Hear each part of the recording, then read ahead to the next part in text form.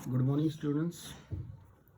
आज next topic अब numerical हैं। थोड़े से न्यूमेरिकल हम एक्सेलरेशन बेस वाले सिस्टम से ही देखते हैं थोड़ा, और थोड़ा सा डिफरेंस चेंजेस ऑफ स्पीड को किस तरह से कन्वर्ट करते हैं किलोमीटर पर आवर को मीटर पर सेकंड से।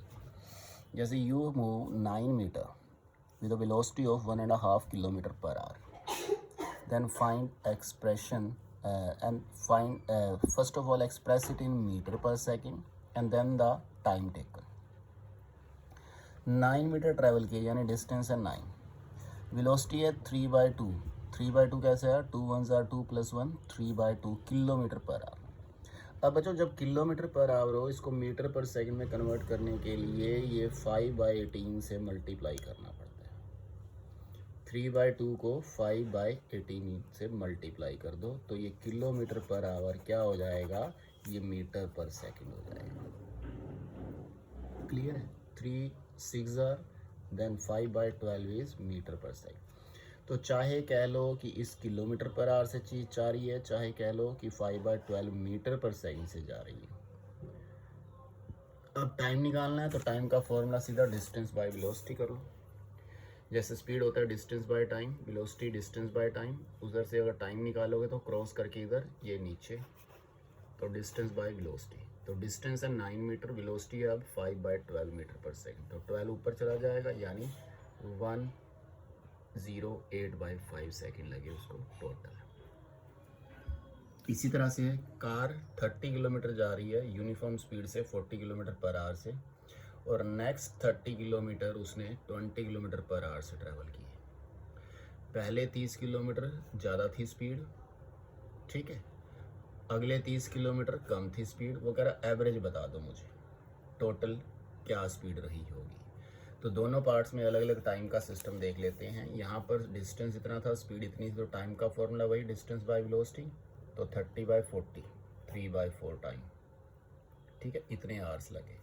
इसी तरह टाइम इसमें से निकालेंगे तो 30/20 दैट मीन्स इतने आवर्स लगे 3/2। अब एवरेज स्पीड का फॉर्मूला आपने पीछे सीखा था, total distance by total time. Total distance कितना है? 30 पहले था और 30 बाद में, यानी 60 टोटल डिस्टेंस है, डिवाइड बाय टोटल टाइम 3/4 और 3/2। तो डिवाइड करके क्या बना? That is 26.6 kilometre per our. तो जो 30 के हिसाब से जा रहा था, 40 के हिसाब से जा रहा था, बाद में 20 के हिसाब से जा रहा था, पर ऑन एन एवरेज जो निकाली गई तो टोटल ट्रिप के लिए वो 26.6 किलोमीटर पर आवर से जा रहा है। ठीक है, इसी तरह से ये दिया हुआ है, स्पीड मान लीजिए 60 किलोमीटर पर आवर है और इसके लिए टाइम लगता है उसको 0.52 आवर्स। दूसरी बार स्पीड अगर 30 किलोमीटर पर आवर है इतने टाइम के लिए, ठीक है, तो उसके हिसाब से वो क्या चेक करके बता। तो सबसे पहले यहाँ से डिस्टेंस देख लिया कितना लगेगा। डिस्टेंस का फॉर्मूला क्या हो जाएगा? Speed into time. स्पीड दिया हुआ है, टाइम दिया हुआ है, ये डिस्टेंस ट्रैवल किया। दूसरी बार में स्पीड इंटू टाइम, ये डिस्टेंस ट्रैवल किया। एवरेज स्पीड वही, total distance by total time. इन दोनों को ऐड करो, इन दोनों को ऐड करो, तो total distance by total time आपका एवरेज स्पीड। नेक्स्ट टॉपिक अच्छे बच्चों आपका आता है ग्राफिकल रिप्रेजेंटेशन। दो तरह के ग्राफ हैं आपके सिलेबस में, एक है डिस्टेंस टाइम ग्राफ और एक है वेलोसिटी टाइम ग्राफ। ग्राफ जैसा कि आप देखते हो, ग्राफ पेपर पर बनाने की जरूरत नहीं है इनको। एक वर्टिकल लाइन, दूसरी हॉरिजॉन्टल लाइन। यहाँ हमेशा डिस्टेंस, हॉरिजॉन्टल लाइन के ऊपर हमेशा टाइम होगा। जैसे यहाँ अगर ऊपर वेलोसिटी है तो नीचे हमेशा टाइम होगा, ठीक है। तो डिस्टेंस टाइम ग्राफ और वेलोसिटी टाइम ग्राफ में हम कैसे अब सोल्व करते हैं। जो ब्लैक पेन से लिखे हुए बच्चों वो है डिस्टेंस टाइम ग्राफ। तो डिस्टेंस इधर दिया हुआ, मान लो 10 meter, 20 meter, 30 meter, 40 meter, 40, 50 meter. Time दिया हुआ 1 सेकंड, 2 सेकंड, 3 सेकंड, 4 सेकंड, इस तरह से दिया हुआ मान लीजिए।